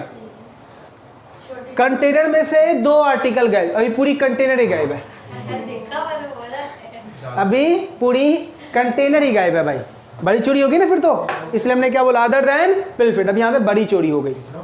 अब एक बात मुझे बताओ बेटा, अगर मैं इंपोर्टर को, मैं कस्टम ऑफिसर को जाके ये बोलूँ सर मैंने 7 कंटेनर मंगाए थे, एक गायब, वो बिलीव करेगा क्या? कभी ना माने। वो बोला ठीक है मैं मान लूंगा गायब हो गया, तू प्रूफ कर दे गायब हो गया, वो तुम जानो। समझ में आ रहा है? ध्यान से 23 क्या बोल रहा है कि भाई जब तुम प्रॉपर ऑफिसर के पास जाओगे ये बोल के कि सर मेरा एक आर्टिकल कंटेनर गायब है, तो क्या वो मानेगा? बिल्कुल नहीं मानेगा। तो क्या बोलेगा, ठीक है तुम एक काम करो, गायब हो गया ना, अभी टैक्स दे दो, पहले क्या दे दो? टैक्स दे दो। हमने असेसमेंट कर दी है, टैक्स दे दो, ठीक है। अब तुम गायब हुआ ना, चलो पता लगा लो, इंक्वायरी इन्वेस्टिगेशन कर लो, जब पता चल जाए कि सच्ची में आर्टिकल गायब हो गई है, आना, हम आपको रिफंड कर देंगे। बर्डन किसके ऊपर डाल दिया? इंपोर्टर को प्रूफ करना पड़ेगा कि सर मेरी आर्टिकल गायब हुई है। अब कैसे प्रूफ करो भाई, तुम जानो। क्या बोल रहे हो? तो आप प्रूफ करो ना, उन लोगों ने गायब किया है, किसने गायब किया, वो आप प्रूफ करो। बताओ समझ में आया या नहीं आया? कोई डाउट? बताओ 13 और 23 का डिफरेंस समझ में आया? तो आपसे अगर मान लो 13 में डिफरेंस पूछ दे, 13 और 23 का डिफरेंस बताओ, तो पहला डिफरेंस क्या बोलोगे? 13 फॉर 23 फॉर 13 में टैक्स देना ही नहीं है, 23 में देना है। 13 में प्रूफ करने की रिक्वायरमेंट नहीं है, 23 में प्रूफ करना पड़ेगा। अगर प्रूफ कर दिया तो ड्यूटी वापस, प्रूफ नहीं किया तो कोई ड्यूटी वापस नहीं होगी, चोरी हुई तुम्हारी गई, ठीक है। हाँ, अब इंश्योरेंस कंपनी से तुमने इंश्योरेंस ले रखा है, ठीक है, रिकवर करवा लो अपना पैसा, लेकिन इंश्योरेंस कंपनी चोरी पे पैसा देगी क्या? उनके टर्म्स एंड कंडीशंस के अकॉर्डिंग वो देगी। इतनी बातें समझ में आ रही है या नहीं? पक्का? तो 13 कंप्लीट, 23 कंप्लीट, समझ में आ गया? 14 के ऊपर पूरा एक क्लास लगता है बेटा। 14 डील करता है वैल्यूएशन। आर्टिकल आउटसाइड इंडिया से आएगी, उसके ऊपर टैक्स देना है ना, तो टैक्स किसके ऊपर दूंगा? वैल्यू के ऊपर ना, तो वैल्यू कैसे निकाले उसके ऊपर पूरा एक हम लेक्चर रखेंगे। ओनली सेक्शन नंबर 14, वही आपका एक प्रैक्टिकल सम्स आता है, आर्टिकल की वैल्यूएशन कैसे करनी है, ठीक है। चलो पहले यहाँ तक सेक्शन रिपीट करो। Section 1, section 2, section 3, section 4, section 5, section 6, section 7 custom port, section 8 berthing area, section 9 warehouse, section 10 inland container depot, section 11 prohibition, section 12, section 13 read with section number 23 other than pilfered goods, section 14 बाद में पढ़ेंगे, correct है। अब आते हैं बेटा section number 15, बहुत important, बहुत ही ज्यादा। सेक्शन नंबर 15 और 16 दो सेक्शन है बेटा। सेक्शन 15 डील करता है रेट ऑफ इंपोर्ट ड्यूटी। पहले हम क्या करेंगे बेटा? 15 रेट ऑफ इंपोर्ट ड्यूटी, ठीक है। पहले हाँ, रेट और date for determination of import duty. अब पहले समझो जरा ये सेक्शन हम पढ़ क्यों रहे हैं, ठीक है। सुनना ध्यान से। आज डेट कौन सा बेटा? 10 चिन्मय 10 चिन्मय को मान लो अपनी गर्लफ्रेंड को 14 फैब को फरारी कार गिफ्ट करनी थी। क्या गिफ्ट करनी थी बेटा? फरारी कार, ठीक है। अब ध्यान से देखो, 10th फैब, आज 10 तारीख है ना, 10 तारीख को इसकी आर्टिकल जो है आउटसाइड इंडिया से CST पोर्ट पे आ चुकी है, ठीक है, आ चुकी है। जिस दिन फरारी कार CST पोर्ट पे लैंड की, उस दिन रेट ऑफ टैक्स था 10%। कितना? 10%, करेक्ट है। चिन्मय गया 13th फैब को क्या फाइल किया? Bill of entry. जिस दिन बिल ऑफ एंट्री फाइल किया उस दिन रेट बढ़ के हो गई 15%। रेट बढ़ के क्या हो गई बेटा? 15%, ठीक है। थोड़ा प्रोसीजरल टाइम लग गया, 14th को ही इसको आर्टिकल क्या हुई बेटा, मिली। 14 फैब को मिली, जिस दिन आर्टिकल इसने क्या की, रिकवर की, रिसीव की, उस दिन का रेट हो गया 10%। ठीक है। सवाल ये उठा कि सर जो आर्टिकल की हमने वैल्यू निकाली है, जो आर्टिकल की हमने क्या निकाली है, वैल्यू निकाली है, किस रेट से स्टैंप ड्यूटी लगेगा, सॉरी किस रेट से कस्टम ड्यूटी लगेगा। समझ में आ रहा है सेक्शन हम क्यों पढ़ रहे हैं, रेट कौन सा लेना है। क्योंकि बेटा एक बात मुझे बता, जिस दिन आर्टिकल आएगी उस दिन तो हम डायरेक्ट कस्टम पोर्ट पे नहीं पहुंच जाएंगे ना, टाइम लगेगा, या हो सकता है पहुंच भी जाए। समझा नहीं समझा, समझ में आया सेक्शन 15 हम क्यों पढ़ रहे हैं, रेट पता करने के लिए, किस दिन की वैल्यू, किस दिन का रेट, इसलिए हमें क्या पढ़ना है बेटा, सेक्शन नंबर 15। समझ में आ गया। चलो अब सेक्शन नंबर 15 को दो तरीके से बेटा पढ़ना होगा। सेक्शन नंबर 15 को हमें दो तरीके से पढ़ना होगा, बहुत ही ध्यान से सुनने पे ध्यान देना। सुनो, जब भी तुम रेट के बारे में पता करो, किसके बारे में, रेट के बारे में, कौन सा रेट, इंपोर्ट ड्यूटी की रेट की बात करो, अभी मैं एक्सपोर्ट ड्यूटी का रेट की बात नहीं कर रहा हूं, तुम्हें कंफ्यूजन बस इसी सेक्शन में होगा, इसलिए एक एक वर्ड को सुनना। पता करो कि इंपोर्टर ने बिल ऑफ एंट्री आर्टिकल आने के पहले फाइल की है या आर्टिकल आने के बाद। आर्टिकल आने का मतलब सिप के आने के बाद या सिप के आने के पहले। क्या बोला मैंने, क्या क्वेश्चन में ढूंढना है तुझे कि बिल ऑफ एंट्री कब फाइल की गई है, सिप के आने के पहले या सिप के आने के बाद। अगर बिल ऑफ एंट्री सिप के आने के बाद फाइल की गई है, सिप के आने के बाद, तो जिस दिन तू बिल ऑफ एंट्री फाइल कर रहा है होम कंजम्पशन वाला, उसी दिन का रेट, उसी दिन का वैल्यू, खत्म। उसी दिन का रेट, उसी दिन का वैल्यू। क्या बोला मैंने, कब तूने बिल ऑफ एंट्री फाइल की, सिप के आने के बाद, तो जिस दिन तू बिल ऑफ एंट्री फाइल कर रहा है उसी दिन का रेट, उसी दिन की वैल्यू, उसी दिन का एक्सचेंज रेट। एक्सचेंज रेट क्यों भाई, कभी कभी होता है ना डॉलर में तुझे वैल्यू निकालना पड़े, समझा नहीं समझा, तो उसी दिन का एक्सचेंज रेट। आ रही है बातें समझ में। क्या बोला मैंने, बिल ऑफ एंट्री कब फाइल किया तूने, सिप के आने के बाद, सिप के आने के बाद, तो जिस दिन तूने बिल ऑफ एंट्री फाइल किया उस दिन का रेट, उस दिन का वैल्यू, उस दिन का एक्सचेंज रेट। तीनों बातें समझ में आ गई, कौन कौन सा, रेट, वैल्यू, एक्सचेंज रेट। अब ध्यान से, एक्सचेंज रेट जनरली कौन डिसाइड करता है, आरबीआई। यहां पे नहीं सुननी है बेटा आरबीआई की, एक्सचेंज रेट लेना है सीबीआईसी वाला। किसका लेना है, सीबीआईसी, मतलब हमारे इनडायरेक्ट टैक्स के बोर्ड का। आरबीआई का यहां पे एक्सचेंज रेट नहीं लेना है, याद हो गया। चलो बोलो, बिल ऑफ एंट्री कब फाइल की, सिप के आने के बाद, तो रेट, एक्सचेंज और वैल्यू तीनों किस दिन का लेना है, जिस दिन तूने बिल ऑफ एंट्री फाइल की। कौन सी वाली, होम कंजम्पशन वाली। करेक्ट है। चल इतनी बातें समझ में आ गई। और रेट ऑफ एक्सचेंज किसका, सीबीआईसी का, आरबीआई का नहीं। अच्छा चलो, सिप के आने से पहले मैं बिल ऑफ एंट्री फाइल कर दिया, सिप के आने से पहले मैं बिल ऑफ एंट्री फाइल कर दिया, तो लॉ मेकर क्या बोल रहा है कि अगर तूने सिप के आने से पहले बिल ऑफ एंट्री फाइल की है, सिप के आने से पहले बिल ऑफ एंट्री फाइल की है, तो जिस दिन तूने बिल ऑफ एंट्री फाइल की उस दिन का एक्सचेंज रेट, जिस दिन तूने बिल ऑफ एंट्री फाइल की उस दिन का एक्सचेंज रेट, और जिस दिन सिप आया उस दिन का टैक्स रेट। समझा, जिस दिन तूने बिल ऑफ एंट्री फाइल की उस दिन का एक्सचेंज रेट, और जिस दिन सिप आया उस दिन का टैक्स रेट। कोई डाउट, पक्का समझ में आ गया। दोबारा बोल रहा हूं, चलो अब आप बोलना, गलत होगा तो मैं हेल्प करूंगा। बिल ऑफ एंट्री फाइल की सिप के आने से पहले, एक्सचेंज रेट कब का,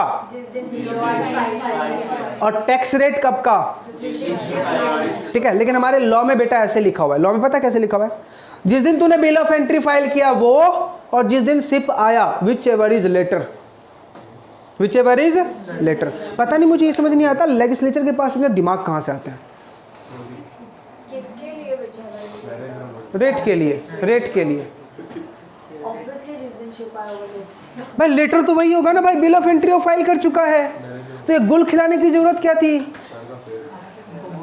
ये गुल खिलाने की जरूरत क्या थी भाई। बच्चों को दिक्कत होता है तो सीधा लिखना विच एवर लेटर। जीएसटी पढ़ाऊंगा ना, पता है वहां पे क्या लिखा हुआ है, एक प्रोविजन है बेटा सेक्शन नंबर 12, वहां पे पता क्या लिखा हुआ है कि तुम पहले क्या करो, जिस दिन तुमने पैसा दिया और जिस दिन पैसा अकाउंट में क्रेडिट हुआ, विच एवर इज अर्लियर ले लो। अब उस अर्लियर को कंपेयर करो जिस दिन गुड्स रिसीव हुआ, ठीक है, जिस दिन गुड्स रिसीव हुआ, विच एवर इज अर्लियर, ठीक है। पहले इन दोनों को कंपेयर करो, अर्लियर लो, फिर अर्लियर वाले डेट को गुड्स रिसीव से कंपेयर करो, अर्लियर करो। अरे नॉनसेंस, तीनों का तू अर्लियर बोल देना सीधा। ये पांडुगिरी क्यों कर रहा है, पहले अर्लियर फिर अर्लियर फिर अर्लियर, समझ में आ रहा नहीं आ रहा? इतने नॉनसेंस पंथी कर रखे ना बेटा जीएसटी में, इतने नॉनसेंस पंथी है। और उन गलती को सुधारने के लिए अगर जीएसटी डिपार्टमेंट को बोला जाए ना, बेटा एक्ट कितना है, बस इतना, एक्ट कितना है, ओनली इतना, जितना मैं हैंड का साइज बोल रहा हूं, और रूल्स कितने हैं, इतने। अभी अगर जीएसटी के रूल्स बता दिए जाए ना तो साक्षी पूरी रूल्स के अंदर ही दब जाएगी, हाइट उसका दब जाएगा। इतना बेटा रूल्स के नोटिफिकेशंस आ चुके हैं, जो क्यों, हर एक दिन अमेंडमेंट, यहां तक कि जीएसटी में हर एक मिनट और हर एक सेकंड में अमेंडमेंट आती है, एवरी मिनट एवरी सेकंड। एक बंदा है बेटा यूट्यूब पे, बहुत अच्छे पर्सन है, केजी क्लास करके उनका कुछ यूट्यूब पे वीडियो आता है, जीएसटी डिपार्टमेंट की जो वाट लगाते हैं, वो दिल खुश होता है, उनको देख के तो एकदम दिल गदगद हो जाता है कि कोई बंदा तो है जो बोल रहा है, ठीक है। और एक और पर्सन है बेटा, जो तो आते हैं, गवर्नमेंट ने नोटिफिकेशन लाया, हाँ आ जाइए, ये नोटिफिकेशन है भाई, उसकी इम्प्लीकेशन तो बता, समझ में आ रहा? तो जब जीएसटी पढ़ाऊंगा ना, तुम्हें कभी कभी चिढ़ हो जाएगी, सर ये क्या है, ये इतने डेट्स हैं, इतने फिगर्स हैं, इंसान लर्न कर करके पागल। और दूसरा, पूरा का पूरा एक क्या बोलते हैं, सगुन बना रखा है, ठीक है, 1 तारीख को ये, 2 तारीख को ये, 3 तारीख को ये, 4 तारीख को ये, नहीं किया तो मम्मी कसम, पापा कसम, फियोंसी कसम, सबकी कसम डाल रखी है, 15 तारीख तक सब कंप्लीट कर। यानी हर एक बिजनेसमैन का 20 दिन तो बेटा यही काम रहता है। पागल हो जाओगे तुम जीएसटी के रिटर्न्स देख के, 1 तारीख को ये फॉर्म, 2 तारीख को ये फॉर्म, 3 तारीख को ये फॉर्म, 4 को ये फॉर्म, जीएसटीआर 1 से लेकर 9 तक गुल खिलाते रहो। और फिर 9 में भी दिल खुश नहीं हुआ, 9A, 9B, 9C, 9D file करो, सारे फॉर्म्स अलग अलग, हालत खराब हो रखी है। क्या बोल रहे हो? नाम लेके बोलो ना किसी का, आपके फेवरेट पर्सन का। ओ बेटा समझ में आ गई। सेक्शन नंबर 15 याद हो गया? 15, चलो लास्ट टाइम। 15 किसको डील करता है? Rate of import duty. Ship के आने के बाद, तो किस दिन का? जिस दिन बिल ऑफ एंट्री फाइल किया उस दिन का रेट, एक वैल्यू और exchange rate. Clear? Exchange rate किसका? सीबीआईसी का। शिप के आने से पहले, शिप जिस दिन बिल ऑफ एंट्री फाइल किया उस दिन का एक्सचेंज रेट, और जिस दिन शिप आई उस दिन का टैक्स रेट। चलिए अब आते हैं बेटा सेक्शन नंबर 16, एक्सपोर्ट ड्यूटी कब का लेना है। Section number 16, section number 16, rate of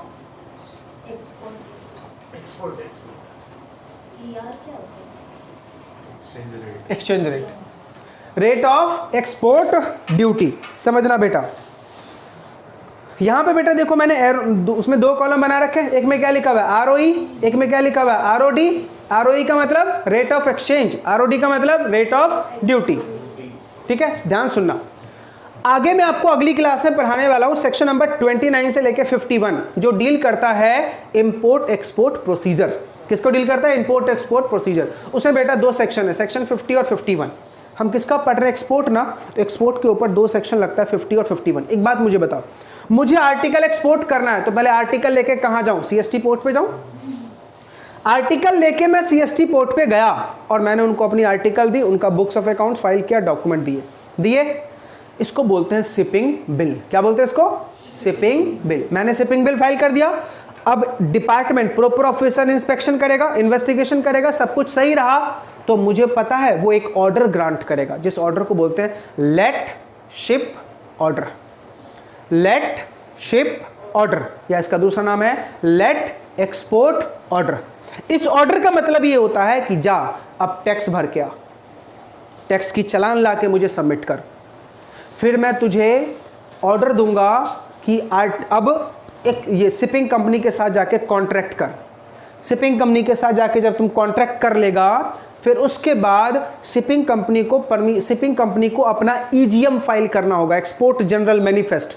उसका फिर से प्रॉपर ऑफिसर वेरिफिकेशन करेगा, उसके बाद लोडिंग का परमिशन मिलेगा, फिर लोड कर, फिर शिपिंग कंपनी का क्रू मेंबर जाएगा प्रॉपर ऑफिसर के बाद, भैया लोड कर लिया, जाऊं? उसने बोल दिया हाँ बेटा जा, निकल यहां से। ठीक है, पूरा हम बेटा पढ़ेंगे अगली क्लास में कि इंपोर्ट एक्सपोर्ट कैसे होता है।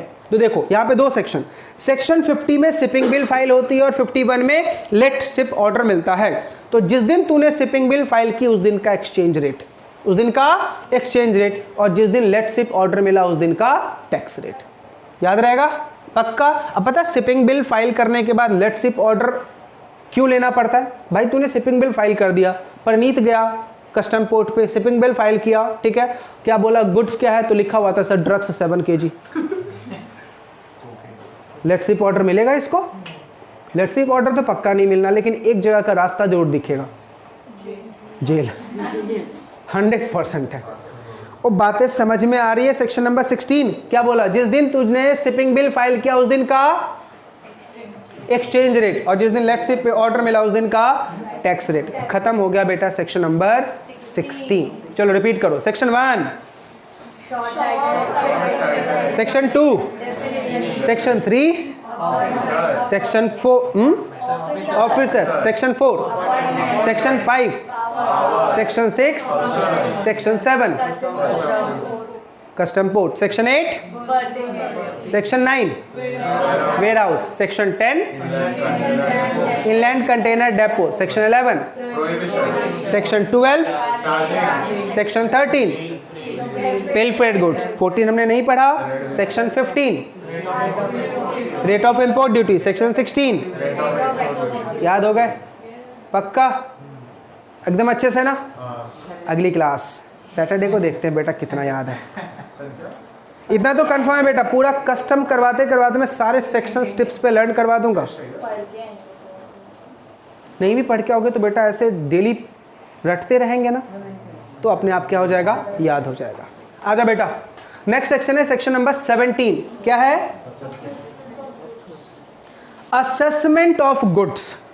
ध्यान सुनो, असेसमेंट का मतलब वैल्यूएशन करना, चेक करना। असेसमेंट 2 टाइप के होते हैं, एक होता है फर्स्ट अप्रेजमेंट सिस्टम और एक होता है सेकंड अप्रेजमेंट सिस्टम। क्या बोला मैंने? असेसमेंट 2 टाइप का होता है, फर्स्ट और सेकंड, फर्स्ट अप्रेजमेंट सिस्टम और सेकंड अप्रेजमेंट सिस्टम। मान लो साक्षी का कोई आर्टिकल इंपोर्ट होकर आया तो बेटा ये अपना बिल ऑफ एंट्री फाइल करेगी। साक्षी से जो डॉक्यूमेंट मंगाए गए, साक्षी ने वो डॉक्यूमेंट दिए, लेकिन उस डॉक्यूमेंट से डिपार्टमेंट सेटिस्फाई नहीं हुआ, मतलब कुछ डाउट है, कुछ झोल है, तो इसको बोलते हैं फर्स्ट अप्रेजमेंट सिस्टम। यानी अब क्या होगा? Inspection, inquiry, investigation. अब डिपार्टमेंट असेसमेंट करेगा, हो सकता है आर्टिकल की केमिकल टेस्टिंग वगैरह सब करवा दे, ठीक है। लेकिन मान लो इसने जो डॉक्यूमेंट दिए डिपार्टमेंट सेटिस्फाई हो गया, तो क्या होगा? Second appraisement system. कुछ होगा क्या? इसकी बताई गई वैल्यू सब कुछ फाइनल है, तो टिपिकल कौन सा होगा? ठीक है। जनरली कौन सा होता है? फर्स्ट। हमेशा बेटा डिपार्टमेंट को क्या रहता है? एक डाउट रहता है। एक मूवी देखिए बेटा, बदमाश कंपनी, शाहिद कपूर की, पूरा कस्टम का झोल था, पूरा कस्टम का झोल था। अच्छा मुझे बताओ आर्टिकल महंगी क्यों होती है? जस्ट बिकॉज ऑफ हमारे टैक्सेस की वजह से। आप सॉफ्ट ड्रिंक पीते हो? सॉफ्ट ड्रिंक कांच की बोतल वाली आती है, कितने की आती है? 12 रुपए की आती है ना, 200 ml की जो बोतल होती है 12 रुपए की। 10 रुपए का तो है, नालायक 2 रुपये ठंडा करने का ले लेता आजकल, 12 रुपये का मिलता है। अब पता है उसका मैन्युफैक्चरिंग कॉस्ट इंक्लूडिंग बोतल कितने का है? 1 रुपया।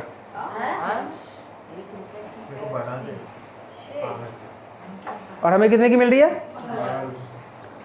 मेमोरी कार्ड बनती है, मेमोरी कार्ड मोबाइल में जो लगाते हो, कितने की आती है? 300, 350, 400, 500, 600, 1200 ऐसे आती है।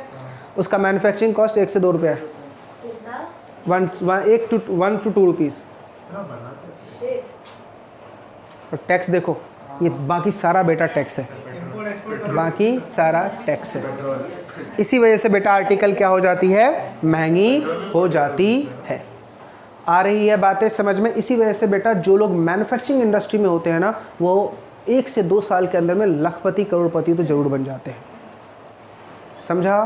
क्यों? क्योंकि फ़ायदा बहुत ही ह्यूज मार्जिन होता है बेटा। मैन्युफैक्चरिंग से कहाँ तक? रिटेलर तक पहुँचते पहुँचते आर्टिकल तो बेटा आसमान के भाव पे चली जा चुकी है।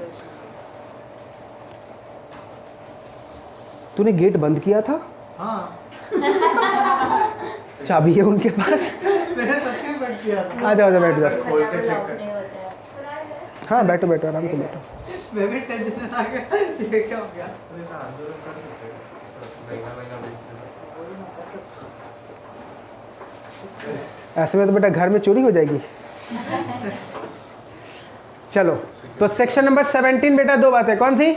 फर्स्ट अप्रेजमेंट सिस्टम और second appraisement system. First अप्रेजमेंट system का मतलब डॉक्यूमेंट सही नहीं रहेगा तो फर्स्ट अप्रेजमेंट, सेकंड डॉक्यूमेंट सही रहेगा तो सेकंड। देखो क्या लिखा है मैंने, फर्स्ट अप्रेजमेंट सिस्टम, फास और सास, ठीक है। फास में देखो क्या होगा, the data presented by the importer is not correct then FAS will apply.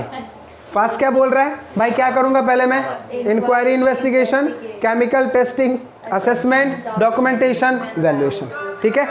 अच्छा अब देखो सास क्या बोल रहा है। अब आते हैं बेटा सास पे। सास क्या बोल रहा है कि भाई डाटा जो तूने प्रेजेंट किया उससे मैं खुश नहीं हूँ, तो सॉरी खुश हूँ, ठीक है। तो सास अप्लाई होगा। अब सास क्या बोलता है, डायरेक्टली असेसमेंट करूंगा और सीधा क्या होगा बेटा, वैल्यूएशन। वो बातें समझ में आ गई? तो बेटा फास और सास क्लियर। चलिए ये हमने कहाँ तक कंप्लीट कर लिया बेटा? सेक्शन नंबर 17 तक कंप्लीट। नहीं होगा आज, नहीं होगा। पैकअप क्या नालायक, एक मिनट बस, एक कनेक्टेड सेक्शन है वो कर लेते हैं। सेक्शन नंबर 18 18 17 से कनेक्टेड है इसलिए। देखो 17 में क्या लिखा था, असेसमेंट।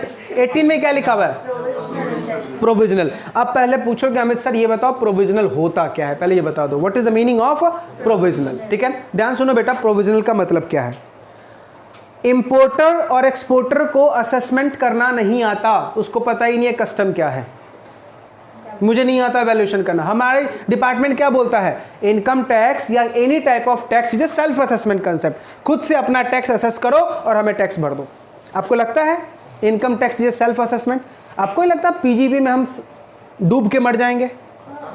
कैपिटल गेन सांसें थाम देती है, समझ नहीं आता क्या हो रहा है, इतने सारे नोटिफिकेशन। क्या एक आम इंसान के बस की बात है कि वो इनकम टैक्स रिटर्न खुद से फाइल कर ले? इम्पॉसिबल, इम्पॉसिबल बेटा। यही वजह है जिसकी वजह से बेटा लोग टैक्स नहीं फाइल करते। अब मुझे बताओ, मैं मान लो एक ऑटो ड्राइवर, करेक्ट है, साल के 3 लाख कमा रहा हूं, 5 लाख से कम है, रिबेट मिलेगा, टैक्स नील हो जाएगा। मैं चाहता हूं ईमानदारी से कि मैं अपना नील रिटर्न फाइल करूं, कर पाऊंगा? किसके पास जाऊंगा? Chartered accountant. वहां सगुन लेके जाना है, कितना? 2500 रुपये मिनिमम है बेटा, फाइलिंग फीस इतना मिनिमम है। एक ROI फाइल करने का मिनिमम फीस ही कितना है बेटा? 2500। क्या मैं भरूंगा? नील रिटर्न फाइल करूंगा? ना भरूं मैं तो क्यों भरूं? गवर्नमेंट को तो कुछ नहीं दिया, चार्टर्ड अकाउंटेंट को कितना दे के आया? समझ में आ रहा? यही प्रॉब्लम है बेटा कि हम रिटर्न नहीं फाइल करते क्योंकि कॉम्प्लिकेशन हमारे टैक्स में बहुत ही ज्यादा है। कोई भी चीज सीधे उंगली से यहाँ पे बात ही नहीं होती है। आ रही है बातें समझ में? अब हमने क्या बोला, डिपार्टमेंट इंपोर्टर क्या बोल रहा है, सर मुझे वैल्यूएशन करना नहीं आता, ठीक है। अब एक इशू बताता हूं बेटा, एक बात बता, मोबाइल को मैं क्या बोलूं? मोबाइल बोलूं, मिरर बोलूं, वॉकी टॉकी बोलूं, MP3 प्लेयर बोलूं, टीवी बोलूं, कैमरा बोलूं, कैलकुलेटर बोलूं, डॉक्यूमेंट रिकॉर्डर बोलूं, क्या बोलूं मैं उसको? क्या नाम दूं? एक्सेट्रा। कंफ्यूजन है? अब मान ले, एक बात बताते हैं, अगर मान लो मोबाइल को अगर मैं कैलकुलेटर मानता हूं तो उसका रेट ऑफ टैक्स होगा 2%, और अगर मोबाइल मानता हूं तो रेट ऑफ टैक्स 20%। मैं क्या मानूंगा? मैं सारे सॉफ्टवेयर डिलीट, सिर्फ कैलकुलेटर रहेगा। सर ये देखो, मैं सिर्फ क्या इस्तेमाल करता हूं? ओनली कैलकुलेटर, बाकी कुछ है ही नहीं मेरे में, सब मैंने डिसेबल कर दिया है। समझ में आ रहा नहीं आ रहा? अब चिन्मय ने अपना मोबाइल सब खाली कर दिया, सिर्फ मिरर के लिए इस्तेमाल करता है, ठीक है, सिर्फ उसमें स्क्रीन गार्ड लगा रखा है कम से कम। अब उसको मुझे बताओ, मान लो मिरर का टैक्स रेट है 5% और इसका टैक्स रेट 2%, मैं किस में डालना चाहूंगा भाई? मोबाइल। समझ में आ रहा नहीं आ रहा? कंफ्यूजन है। दूसरा, सर विको टर्मरिक कॉस्मेटिक है या मेडिसिन है? विको टर्मरिक की याद आती है कभी? याद आती है, लेकिन जब जल जाए, कट जाए तो माँ की याद पक्का आती है। बोरोप्लस पहले बेटा ब्यूटी क्रीम हुआ करता था, आज लिप बाम बन चुका है। समझ में आ रहा नहीं आ रहा? एक बात मुझे बता, मेडिसिन की तरह तुम उसको इस्तेमाल करते हो कि नहीं बोरो प्लस को? अब कंफ्यूजन है, बोरो प्लस को क्या बोलूं, मेडिसिन या कॉस्मेटिक? अभी देखो चेंज करोगे, कॉस्मेटिक का रेट है 10% और मेडिसिन का रेट है 2%। मेडिसिन समझ में आ रहा नहीं आ रहा? इसी वजह से हम किस लिए अप्लाई करते हैं बेटा? प्रोविजनल असेसमेंट के लिए। मुझे क्या नहीं आ रहा सर, क्लासिफिकेशन किधर करूं? ठीक है, गाड़ी को मैं क्या बोलूं, कार बोलूं या डीजे मशीन बोलूं? क्या बोलूं मैं उसको? समझ में आ रहा नहीं आ रहा? अब आपने कार को ऐसे ऐसे फीचर दे रखे, समुद्र के पानी के ऊपर चल रही है, ठीक है, कौन सी गाड़ी? है ऐसे बहुत सारी गाड़ी आ चुकी है बेटा। आजा बेटा, सेक्शन नंबर 18 देखो क्या लिखा हुआ है। When it is to be done, importer and exporter is unable to present the document if there is a need of chemical testing, if proper officer seems that it is necessary to do so, if importer and exporter is unable to find the rate of duty and value, तो क्या होगा बेटा इसका? Provisional assessment. ठीक है, ध्यान से, तुमने प्रोविजनल असेसमेंट के लिए अप्लाई किया, कितने दिन के अंदर में ऑर्डर देंगे ये? नहीं नहीं नहीं नहीं, लॉ मेकर क्या बोल रहा है, जब तुम अप्लाई करोगे, इनको कोई डॉक्यूमेंट की नीड पड़ेगी तो विद इन 1 मंथ तुझे वो बोलेंगे भैया मुझे डॉक्यूमेंट भेज। अब तुझे उस डॉक्यूमेंट को कितने दिन में रिप्लाई करना है? 15 डेज में। अब इनको असेसमेंट कब तक करके दे देना है? 3 महीने। कब तक बेटा? 3 महीने। अगर 3 महीने में नहीं कर पाया तो एक्सटेंशन मिल सकता है 2 महीने का। एक्सटेंशन कितना बेटा? 2 महीने। एक मिनट 3 महीने का 15 डेज का जो एक्सटेंशन है वो बेटा 3 महीने तक जाएगा। 15 दिनों के अंदर में आपको सबमिट करना है ना, नहीं कर पाए तो कितने महीने तक जाएगा? 3 महीने। किससे परमिशन लेना पड़ेगा? ACDC। अब जिसको मैंने अप्लाई किया प्रोविजनल के लिए, वो फाइनल असेसमेंट करके देगा कितने दिनों के अंदर में? 2 महीने। अगर 2 महीने के अंदर में नहीं कर पाता है तो एक्सटेंशन कितने का? 3 महीने का। समझ में आ गया? अब ध्यान सुनो बेटा, जब मैंने उसको असेसमेंट के लिए अप्लाई किया तो डिपार्टमेंट पता है क्या बोल रहा है? अमित एक काम कर, अभी असेसमेंट करने में तो मुझे टाइम लगेगा, चेकिंग करूंगा, एक काम कर, तू 10 लाख पे टैक्स भर दे फिलहाल के लिए। ठीक है, मैंने बोला सर सोच लो। बोला आगे तो मेरी बात सुन, एक बॉन्ड साइन करके जा, कसम खा कि कल के दिन अगर वैल्यूएशन बढ़ा तो मैं बढ़ा हुआ टैक्स भी दूंगा, साथ में इंटरेस्ट भी दूंगा। इसका बॉन्ड साइन करके जाओ। अगर ये साइन नहीं करता तो tata and bye bye, 10 lakh खत्म। और 10 लाख से कम वैल्यूएशन निकलती तो आ जाता मैं पैसे रिफंड लेने के लिए, सर मैंने तो 10 लाख के ऊपर टैक्स दिया। समझा? तो देखो होगा क्या, जब फाइनल असेसमेंट होगा या तो वैल्यू बढ़ जाएगी या तो कम हो जाएगी। अब देखो कितना ज़्यादा डेंजर प्रोविजन है। देखो क्या लिखा हुआ है, when final assessment has been done value of goods increased. तो क्या लिखा हुआ है, जितना इंक्रीज वैल्यू हुआ, जैसे मान लो तुम्हारा पहला असेसमेंट हुआ 10 लाख, अभी वैल्यू होगी 15 लाख, कितना बढ़ गया? 10 लाख के ऊपर तो तूने टैक्स दे दिया था ना, अभी कितना बढ़ गया? 5 लाख। 5 लाख के ऊपर एडिशनल टैक्स दो, साथ में क्या दो? कितना परसेंट? 15% per annum. हमने पूछा सर ठीक है, इंटरेस्ट कब से काउंट करोगे? देखो क्या लिखा है, interest start from the date of provisional assessment to till the date of duty paid. जब तूने अप्लाई किया था ना प्रोविजनल के लिए, तब से इंटरेस्ट लेंगे। ठीक है, अच्छी बात समझ में आ गई। अब आजा सेकंड वाले पे, क्या लिखा हुआ है, वैल्यू जब डिक्रीज हो गया तो क्या होगा? रिफंड होगा। हमने पूछा सर डिमांड पे क्या लिया था? इंटरेस्ट ना, हमें भी दे दो। बोला देता हूँ 6%। कितना देगा? आगे तो सुनो, अभी आगे सुनो, आगे बहुत इंटरेस्टिंग चीज लिखा हुआ है। क्या बोल रहा है कि सर इंटरेस्ट कब दूंगा? डेट ऑफ फाइनल असेसमेंट आने दे। हमसे कब से लिया था? अप्लाई। अभी क्या बोल रहा है? बेटा रुकना, पहले असेसमेंट तो करने दे। अच्छा, असेसमेंट करने के बाद 3 महीने का टाइम दो उनको। अगर 3 महीने में नहीं दे पाए तो इंटरेस्ट 6%, और दे दिया तो नहीं देंगे। दे दिया तो नहीं देंगे। ये हमारी डिपार्टमेंट है बेटा, ये हमारी डिपार्टमेंट है। क्या बोल रहा है भाई कि अगर तूने कम टैक्स भरा है, ठीक है, तो हम तुझसे टैक्स मंगाएंगे। रेट ऑफ इंटरेस्ट कितना लेंगे? 15। और इंटरेस्ट कहाँ से चार्ज करेंगे? जब तूने अप्लाई किया था। अच्छा, अब खुद क्या बोल रहे हैं कि जब हम रिफंड करेंगे तो फाइनल असेसमेंट आने दे, 3 महीने का टाइम दे। हम कंगाल लोग हैं, ठीक है, अरेंज करना पड़ेगा पैसा। जैसे हम बहुत अमीर हैं, बाजू में ही पैसा पॉकेट में 15-20 करोड़ लेके घूमते हैं। समझ में आ रहा नहीं आ रहा? खुद कितना इंटरेस्ट दे रहे हैं? 6%। हमसे कितना लूट रहे हैं? 15%। आ रही है बातें समझ में या नहीं? क्लियर। और पेनल्टी जरा देखो कितनी है, कितनी है? 50,000।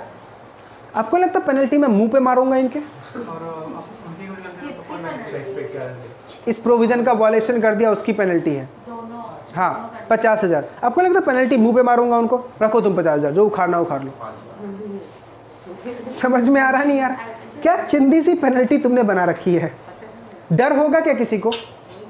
अब 50 करोड़ का आर्टिकल मेरा सेव हो रहा है, 85,000 देना ना। मैं तो डिपार्टमेंट को बोलूँगा भाई तू आ घर पे आ, चाय कॉफ़ी नाश्ता सब 50 की जगह 5 लाख लेके जाओ। यही होता है बेटा। सबसे ज़्यादा अगर कहीं पे करप्शन है तो वो है कस्टम डिपार्टमेंट। सबसे ज़्यादा करप्शन, ह्यूज इनकम है बेटा, बहुत ही डेंजर इनकम है कस्टम डिपार्टमेंट में। चलिए क्लियर है? तो हमने कहाँ तक कंप्लीट कर लिया? सेक्शन 18 चलिए last time section number 1, short dimension and commitment. Section 2, section 3, section 4, section 5, section 6, section 7, section 8 working berthing, section 9, warehousing section 10, inland section 11 prohibition prohibition, section 12, section 13 pilfered goods read with 23 other than pilfered, section 15 rate of import duty, section 16 section 17 assessment final assessment और section 18 rate of interest demand का और refund का। ये rate of interest पूरे custom में यही है बेटा, डिमांड का 15 और रिफंड का 6। आई बात है समझ में? तो चलिए आज का लेक्चर हमारा कस्टम का खत्म, मिलेंगे अगले लेक्चर में।